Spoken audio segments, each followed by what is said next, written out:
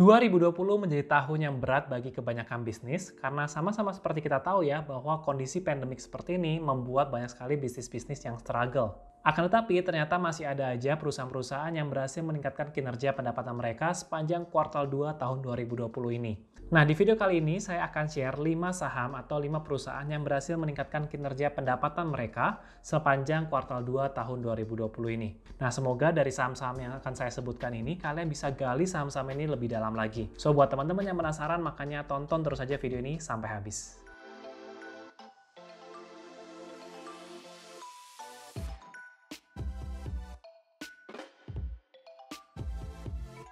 Oke, kita sekarang masuk ke saham yang pertama, itu ada saham Sido atau Sido Muncul.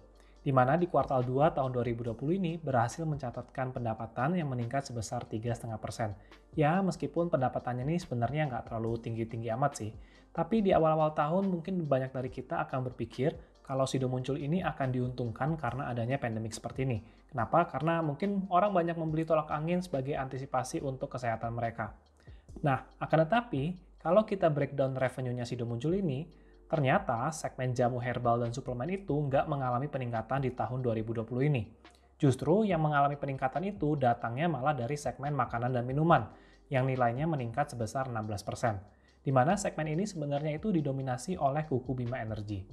Segmen farmasi juga mengalami peningkatan, tapi growth-nya masih kecil sekali ya, hanya sebesar 6%-an aja. Dan porsinya pun juga tergolong kecil untuk keseluruhan pendapatannya Sido Muncul. Selain dari revenue yang meningkat, Sido Muncul juga berhasil meningkatkan laba kotornya yang naik 3,1%. Kemudian dari sisi operating profit juga meningkat sebanyak 6,9%, dan terakhir dari net profitnya pun juga meningkat sebesar 10,6%. So, saya melihat bahwa Sido Muncul ini masih on track sih kinerjanya. Berikutnya saham yang kedua datang dari sektor CPO, yaitu Astra Agrolestari atau kode sahamnya AALI. Selama 2 kuartal 2020 ini, AALI berhasil meningkatkan revenue-nya sebesar 6,5%. Dilihat dari breakdown-nya, kenaikan ini mainly disumbang oleh bisnis utamanya, yaitu produk-produk minyak sawit dan turunannya yang berhasil meningkat sebesar 9,2%. Sedangkan untuk segmen-segmen lainnya justru malah mengalami penurunan. Selanjutnya dari gross profit dari AALI ini mengalami kenaikan sebesar 78%. Kenaikannya lumayan tinggi juga ya. Nah, kalau saya pelajari, hal ini tuh diakibatkan meskipun penjualannya meningkat, akan tetapi beban pokoknya itu tidak mengalami peningkatan, bahkan mengalami penurunan tipis.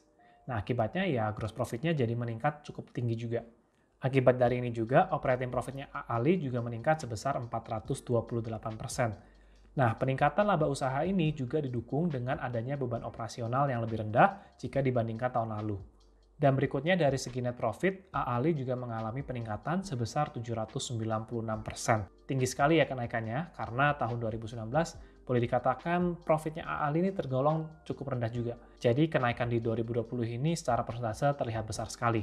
Nah, pada bagian pengurang laba bersih ini sebenarnya juga masih terdapat biaya keuangan yang nilainya meningkat ya jika dibandingkan tahun yang lalu. Saham ketiga datang dari sektor telekomunikasi, yaitu Smartfren Telecom atau kode sahamnya FREN. FREN mengalami peningkatan pendapatan yang cukup pesat sebesar 42% jika dibandingkan 2 kuartal di tahun 2019. Peningkatan pendapatan ini disumbangkan oleh peningkatan dari semua segmennya FREN, dan yang paling dominan tentunya dari segmen utamanya yaitu jasa telekomunikasi data yang meningkat sebesar 36%. Di tengah kondisi pandemik seperti ini, sektor telekomunikasi ini sebenarnya menurut saya cukup diuntungkan karena ketika orang bekerja remote atau banyak bekerja di rumah, kebutuhan penggunaan data pun juga akan meningkat. Akan tetapi, meskipun pendapatannya meningkat, ternyata laba usaha dari FREN ini masih tercatat negatif. Dan meskipun kerugian usahanya juga semakin mengecil secara nominal, akan tetapi FREN ini masih mencatat kerugian bersih yang semakin membengkak. Pembengkakan kerugian bersih ini utamanya diakibatkan oleh kerugian kurs dan biaya bunga pinjaman yang masih begitu besar. Sehingga sekalipun revenue-nya meningkat, tapi FREN ini ternyata belum pernah menikmati profit selama 5 tahun terakhir. Saham berikutnya masih dari sektor telekomunikasi, yaitu ada Indosat. Pada kuartal 2 kemarin, Indosat berhasil meningkatkan revenue-nya sebesar 9,4%. Dan kenaikan ini juga utamanya disumbangkan oleh main bisnis dari Indosat, yaitu segmen selular datanya. Untuk segmen selular non-data, lumayan mengalami penurunan sebesar 32%. Sedangkan untuk segmen multimedia dan lainnya tidak banyak perubahan, dan segmen telekomunikasi tetap mengalami penurunan. Untuk laba usaha dari Indosat masih tercatat meningkat sebesar 36%. Nggak seperti Friend ya, yang laba usahanya malah negatif. Akan tetapi, sama juga dengan Friend. Indosat ini masih gagal untuk membukukan profit di tahun ini. Karena kalau dari Indosat juga beban keuangan atau beban pinjamannya masih tinggi banget. Sehingga ya Indosat untuk tahun ini juga belum berhasil mencatatkan keuntungan yang positif. Saham terakhir untuk kali ini adalah Tower Bersama Infrastructure atau kode sahamnya TBIG. Nah, TBG ini bisnisnya tuh sebenarnya masih berhubungan dengan sektor telekomunikasi, di mana bisnis TBG ini meminjamkan menara-menara telekomunikasi kepada penyedia-penyedia jasa telekomunikasi. Contohnya tadi seperti Indosat, Friend, dan ada Telkom, Tri, dan lainnya. Nah, pendapatan mereka di tahun 2020 ini ternyata meningkat double digit sebanyak 13%. Karena sumber pendapatan TBIG ini hanya bergantung dari satu segmen bisnis, maka pendapatannya bisa kita breakdown berdasarkan klien-klien dari TBIG. Dan ternyata semua kliennya ini menyumbangkan pendapatan yang lebih besar untuk TBIG.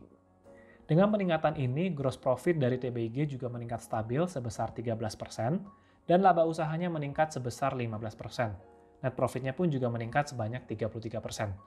Menurut saya, kondisi keuangannya TBIG untuk tahun ini cukup solid sekali pertumbuhannya, jadi ini saham yang bisa kita teliti lebih dalam lagi. Nah, itu tadi dia 5 saham yang berhasil meningkatkan kinerja pendapatan mereka. Sekalipun kinerja pendapatan mereka meningkat, tetapi secara laba bersih, ternyata masih ada bisnis-bisnis yang mengalami struggle juga. Nah, menurut teman-teman, gimana pandangan teman-teman terhadap 5 saham yang sudah saya sebutkan tadi? Jika teman-teman memiliki pandangan tentang kinerjanya, silahkan kalian komentar juga di bawah. Atau jika teman-teman juga mengetahui saham-saham yang meningkat sepanjang kuartal 2 tahun 2020 ini, silahkan juga kalian komentar di bawah ya. Nah, sampai di sini dulu aja video kali ini. Semoga bermanfaat dan kita akan jumpa lagi di video-video yang berikutnya.